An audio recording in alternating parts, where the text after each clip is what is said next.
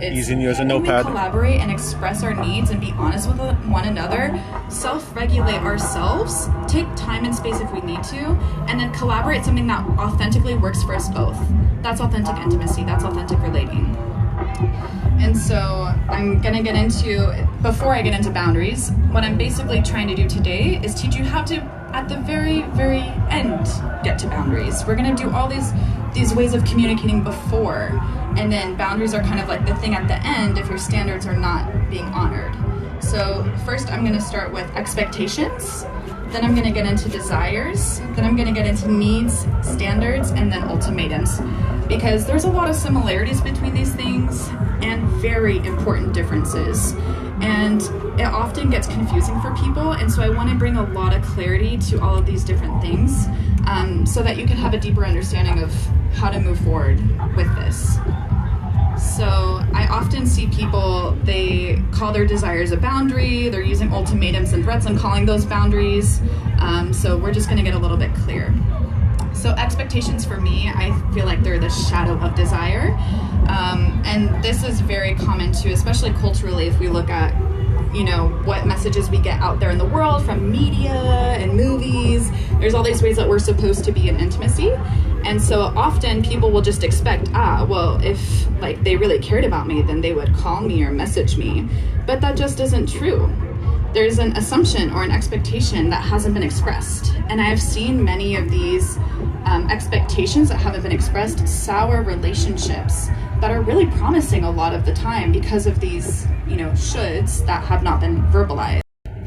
Aside from our basic human needs to be treated with respect, kindness, and compassion, most of our specific expectations of others are actually just desires that haven't been expressed. And expectations that we don't express, they turn into resentments and disappointments waiting to happen. So we need to turn our expectations into expressed desires. I wish people could read our minds, but they can't. And I know that's disappointing. It'd be so much easier if they just can magically read our minds. And so often expectations are not verbalized, but some of them might sound like, I expect you to make me your number one priority in life. And sometimes people, they'll speak their expectations out to their friends or family, but not to their partner. Like, how are they supposed to know? So other expectations sound like, if you do this for me, or if I do this for you, then you need to do this for me. If I'm upset, you should know how to make me feel better without me having to tell you. If I pay for dinner, then you owe me sex in return. If I have sex with you, you should send me a message or call me the next day.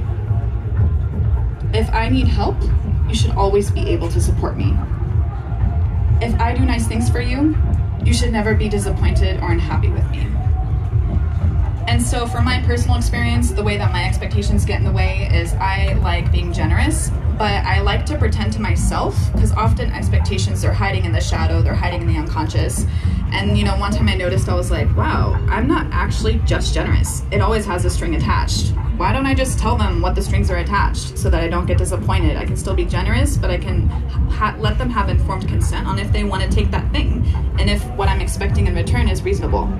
So, I did that the other day. I was like, yeah, sure, I want to give you this, but in return, when we're together, it needs to be really loving and very like juicy and fun, and I just don't want any drama. Do you think that's reasonable? So then you're opening up the space for that informed consent. So how are we doing with expectations? Does that make sense? Expectations are unspoken desires, yeah? You guys are, okay, cool. Oh no, Sardar! I'm gonna lift him up. I feel a little bad for him.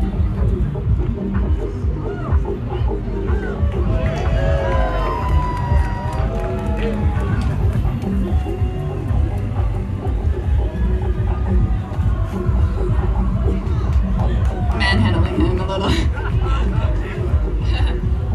Alright, so moving on to desires. What's a desire? So a desire is something that you would really love to happen, which you express clearly and specifically, but it's not necessarily a need or a boundary at this stage. So what I try to recommend for everybody is try to put as many things as you possibly can into desires, because desires are so much more connected to your heart, and when you say it, it's like, yeah, of course I want to do that. That's what's going to be good for this connection, that's going to make you feel good, make me feel good. It is, I think, expressing as much as you can into desires is what's going to make all communication as loving as possible. So an example would be like, I would really love to receive a phone call from you while you're away. That really helps me to feel connected with you. Would you be able to do that? So when we can say something like that, it gives the other person the opportunity. They don't feel this like, oh no, if I say no, then she's not gonna wanna be in connection with me. They feel the openness and the spaciousness that they can say no. And so some people, they would remain that as an expectation or a demand. It would not be an expressed desire. And if the partner didn't meet that expectation, there would be a rupture in the connection. And this is really, really common. It doesn't have to be this way. When we can express more of those expectations and demands as a desire, it takes off that pressure and it creates more collaboration. So maybe your partner might respond to that and express their own need because they feel safe. They heard a desire, it doesn't feel threatening. They feel safe to say, hey, you know what? I'm actually really feeling like I need some alone time this weekend. I don't think that I'll be available to have a phone call with you. And I'm wondering, is there something else that I might be able to do outside of that that could help you to feel connected while I'm away? So then that's when you're coming into collaboration because they feel a sense of safety that if they say no and they tried something different, that you're not going to leave them and leave the connection. They also might respond, yeah, I'd love to check in with you while I'm away. How was Sunday at 7:30? And this is what's really beautiful when we just start expressing our desires in this way, how magical they can happen. I mean, it just happened like a few minutes ago when I was like, hey, I love those little woos and ahs and this, you know? It just magically happens. So as you can see in this example, expressing a desire opens up the possibility of that collaborative process so that you can find out what really works for both people. It's a win-win situation. And it's not always going to be this way. There's often a lot of disappointment. And part of authentic relating is being able to expand your window of tolerance. So who here is familiar with that term, window of tolerance? Is a therapeutic term. Okay, so window of tolerance is when you, your nervous system, so you're either hypoactivated, and that's outside of the window of tolerance, that's when you're feeling anxious. Hypoactivation is when you're feeling more depressed, and the window inside, when you're feeling relaxed and easeful and calm, that's the window of tolerance. And for people who have had a lot of trauma, like me, I had never been inside of my window of tolerance until like 2 or 3 years ago, and I was like, oh my God, wow, I didn't even know that people could exist like this. And I just feel like it's a very interesting term to apply to many different things because I feel like we can expand our window of tolerance and have resilience for disappointment. And I often feel that in connection and in intimacy, so many of us are trying to resist feeling disappointed that it creates so much adversarial back and forth. So if we're able to just really hear other people's truth and learn how to self-regulate and learn how to just be a little disappointed and understand we're not going to get every single thing we need, it's going to impact your connections tremendously. So moving on from desires. Yeah.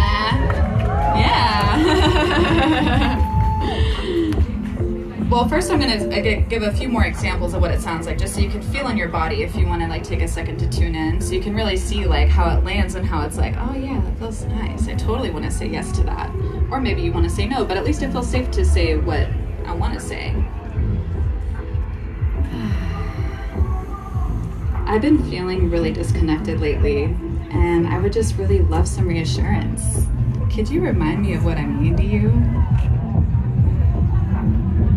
Hey, I really miss you. I'd love to have a video chat with you sometime this week. Could we set up a time for that? I would really appreciate some help with moving this bed. Could you help me with that? Wow, I really love the way you touch me. I would love more of that. I'm feeling like I want to take a break from messaging here until I get to see you on Friday. I just work so much this week, and I want to make sure that when I'm with you, I can really 100% focus and be present with you. Is that okay with you? So do you notice how like saying things from a place of your desire really opens up a space that feels really juicy and loving? Beautiful. So now we're bringing us to standards and needs. So standards and needs, I like to call this the warning before boundary. So often if someone comes at you with a boundary and they haven't really been communicating before that, it can feel very jarring and cold and disconnected, and you're kind of like, wait, what? This has been going on the whole time I've been doing this to you. So standards and needs are about talking about how you want to be treated even earlier before you even have to set the boundary, and it also really helps to set the stage for when you have to set the boundary. So these are things that are very important to us, and we express them very clearly. So here's an example. It's really important to me that we can talk about things openly without blaming one another. That's something I need to feel safe in a connection. Are we on the same page about that? Does that make sense to you? So pausing and checking in and making sure that they understand and giving them the space to ask questions if they don't. And so standards and needs, keeping them as simple as possible is really important, and always checking in to make sure that the other person understands that it's important to you. So I'll say a few more examples. This is not feeling good for me. I need to stop and take a break. Simple enough. It's important to me to know when I'll see you next. When I know when I'll see you next, I can just relax and enjoy feeling connected with you in the meantime. Do you think we could set up our next date at the end of each day? It's important to me to know what your intentions are for this connection. I want to share my intentions, and then I'd like to hear yours. Could you elaborate a little more about what this connection means for you? It's important to me that I can say no to you and not to be made feel guilty about it. I know you don't mean to, but sometimes I feel guilty when you make those noises when I say no, when I give you a boundary, or I can sense you pulling away after I say no, and that just doesn't feel good for me. I would love to feel like we can just be real with each other and not worry about the other person pulling away. Does that make sense to you? It's important for me to feel connected with you when we aren't together. Sometimes it feels like you just disappeared, and then I get scared and then I want to pull away, or sometimes I just start messaging you a lot more than usual and I feel like that really pushes you away. Could we just talk a little bit more and get some clarity about our online communication preferences? I want to respect your needs as well as honor my need to feel secure with you. When you're late like that, I feel a bit like my time isn't being fully respected. I know things come up for you, but it's important for me that if we agree to meet at a certain time, that you're either being mindful in choosing that time, that it will work for you, or at least that you let me know that you're going to be a little bit more than 5 minutes late. How do you feel about that? Temperature check, how is that making sense? Standards and needs, like the warning sign. Okay, woo! Yeah! Awesome. All right. So I want to just mention ultimatums before getting to boundaries. So ultimatums, they're designed to control others' behavior, which is usually our instinctive reaction to feeling threatened or unsafe in a connection. And it's really understandable. I know I've definitely done these before, especially when you're in deep intimacy with someone that you're really connected with. So an example of this would be, it's not okay if you have friends of the opposite gender. If you hang out with that person, we're done. See how that's just disconnecting? And the problem with ultimatums is that even if they work, it's a short-term fix, and it often creates resentment and tension. It slowly poisons the connection. And that's because the other person is changing their behavior only because they feel threatened, not because you helped them empathize with your concerns. Using threats and demands is not a healthy part of a conscious connection, but influencing people is. Unlike ultimatums, influencing people involves being vulnerable, authentic, and responding in a compassionate way instead of reacting. So the way that I would rephrase that is, hey, I would actually turn it into a desire, and I'd say, hey, you know, you have so many beautiful Brazilian girlfriends and you're going to Brazil for a long time, and that makes me feel really scared about our connection. Could you reassure me that nothing's going to happen while you're there, or that at least you'll tell me if something does? That's how I would rephrase that, is I'd share vulnerably my fear of losing the connection and that I need some reassurance. And if you do that thing, then please just let me know, because our trust together is more important than anything else. Okay, so moving on to boundaries, here we go. So boundaries are about what I will do to honor my limits, my needs, and my non-negotiables. So boundaries are not about controlling other people. They're about having healthy limits and standards, explaining what we will do if those standards and needs are not met. So that's why the standards and needs portion is really important, because you're actually giving someone the opportunity to switch their behavior. You're giving them the chance to show you that they can do something differently without having to set a boundary and have that experience that can feel threatening for people. And there's a whole group of people out there where if they feel some type of pressure, they usually like to do the opposite. They're mischievous people like me. Like, oh, I'm not supposed to do something? Well, then I'll do it. So sometimes it's really beautiful if we can try to keep things out of the boundary category as long as possible. But if you're consistently seeing that someone is not respecting your needs and standards after you've already made it very clear, then moving into boundaries is the powerful way to go from there. So here's the example. I know you are feeling hurt and I understand why, but when you start raising your voice and blaming me like that, I feel really unsafe in the connection and it makes me mistrust you. Does that make sense? And then they would hopefully respond, yes. And then I'd say, in the future, if that happens, I'll just need to exit the conversation so that I don't feel overwhelmed until we're ready to re-engage with more emotional regulation. And if these actions do continue where you're raising your voice and blaming me, I'm gonna have to reassess whether this connection is right for me, because long term it doesn't feel safe enough. Yeah? Okay. Yeah. And yeah, boundaries, sometimes I've had connections where I've given a boundary and it's just this beautiful opportunity for people to really look at themselves and be honest with how they affect others. That's this beautiful art that we have with relating. It's conscious relationships. That's like the best gift in the world for learning and growing and changing. So in this example, this person, they still have the choice to do what they want to do, but I'm just making it clear on how it impacts me, what I prefer, and what I'm going to do in response if they don't honor my boundary. So this is really healthy and self-respecting response. It's not to blame that person, it's just like, hey, I need to feel safe, and this doesn't feel good in my body, and I really want to connect with you, but it doesn't work for me, so these are the actions I'm going to take to protect myself. And I don't want to get out of connection with you, I actually really like you, but yelling at me and blaming me, it doesn't work for me. It really doesn't, and I really don't want to have that in our connection. So we're not trying to control them, we're just trying to influence them by sharing how they're impacting and explaining why it's so important to have this boundary set. And there's a myth about boundaries out there, and it says you don't have to explain yourself. And this is true with people who you don't intend to pursue a connection with. A stranger, a random person, someone maybe catcalling you or whatever, you don't have to explain to them. But for someone that you do want to have a connection with, you really do want to explain yourself, because explaining yourself is letting someone into your inner world in a way that allows them to have empathy for you.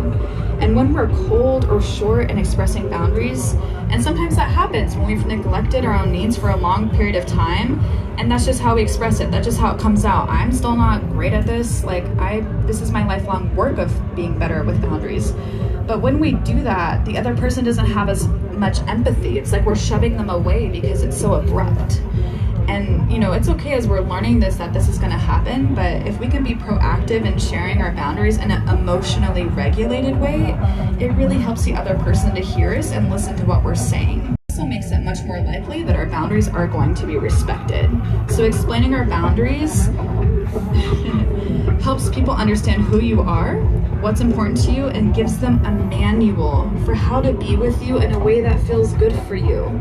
You're helping them to teach you how to love you, and that's how boundaries can often increase intimacy and closeness. Yeah. So now I want to move on to my boundary 2.0, and this one is kind of a foreshadowing for the talk tomorrow. It's a boundary with redirection. And what I really love about this is more for when you're in intimacy with another person. But a boundary with redirection would be like, so I'm getting hot and heavy with someone, and maybe they're trying to go in, doing the thigh slide up to my pussy. I'd stop them and say, whoa, wait, I'm not quite ready for you to touch my pussy. I'd actually really enjoy if you just continue touching me really softly like you have been, because it just takes me a little longer to warm up. And I'm almost there, but another 10 minutes of you touching me really softly. Ooh, yeah, like that. Oh my God, that's so nice. That'll really get my pussy wet. Yeah? Yeah. So that's how we can do boundaries with redirection. So I really like that as a skill, because instead of like just pushing the person away, you're like teaching them how they can stay connected to you. So I just wanted to throw one of those in there and let you know if you lack the juiciness that's there and you're kinky, I'm going to be doing embodied informed BDSM negotiations tomorrow at Memory Palace. So yeah, come on over to that if you want to get a little juicy. So does anybody want to be my demo person? Okay, first hand up I saw. Cool, come on up here. Thank you.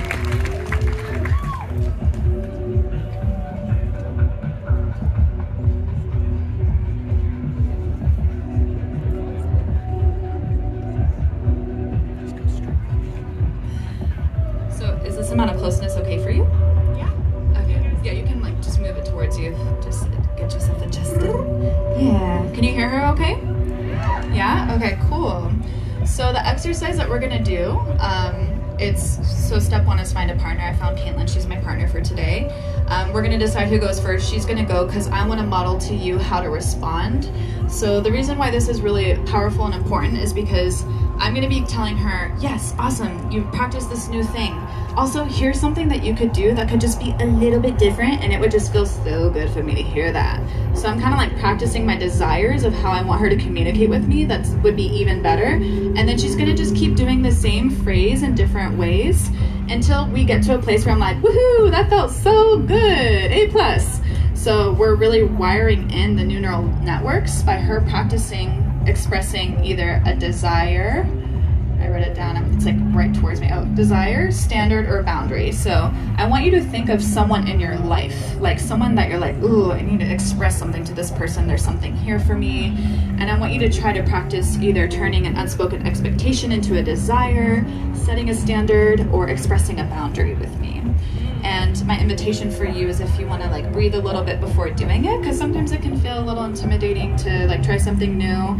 And you know, I'll just trust you to know what you need to do, and I'm just here ready to receive it. Thank you. You're welcome.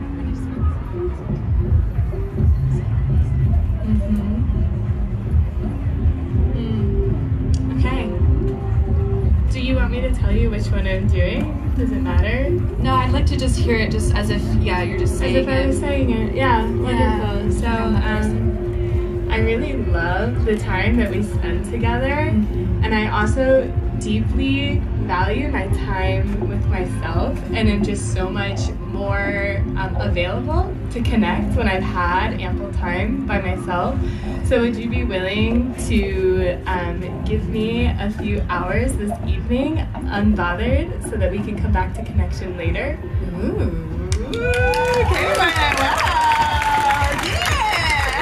That was so good. I really loved it. I felt like you were so clear and you were connected. And I think the one thing that I would love just like even more is if you want to just like take a deep breath before and then just say it like more from your body, because it felt like it was more from like your throatish area. And if you're just getting deeper with that expression, I think it would just, that'd be the, I'm just looking with a magnifying glass for something, so it's already so good, but that's what I want for y'all, because you might get someone like Caitlin who's so awesome at communicating, and if she wants real feedback on how to be even better communicator, which she does because she's here, then find the largest magnifying glass in your mind and try to find something to give, and we'll see how this goes. So yeah, okay, take a breath or take your time. Yeah. I love being in connection with you, and I also love the time that I spend by myself. And after I spend time by myself, I just feel so ready to connect.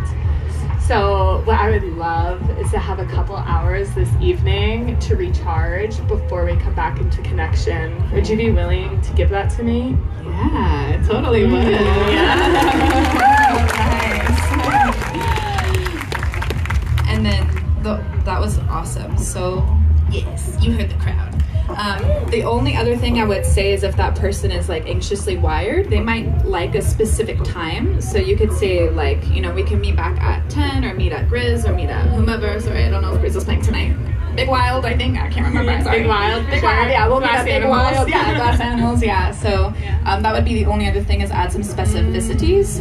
But that was so good. I felt, did you guys feel how connected she was to her body, right? You notice the difference? Exactly. How did that feel for for you? That felt really good, and you were right on when you said where I was at in my body when I was saying it the first time, probably because I'm in front of like all of these people. It's only normal. And that was a really beautiful invitation as well for me to practice being in front of so many people, and like, can I get into like my low belly and stay over there? So thank you so much. You did it. See, yeah, exactly. Yeah. Thank you so much. Thank you. So if you guys want to find a partner, I have these little things up here I'm going to flip around. You're going to just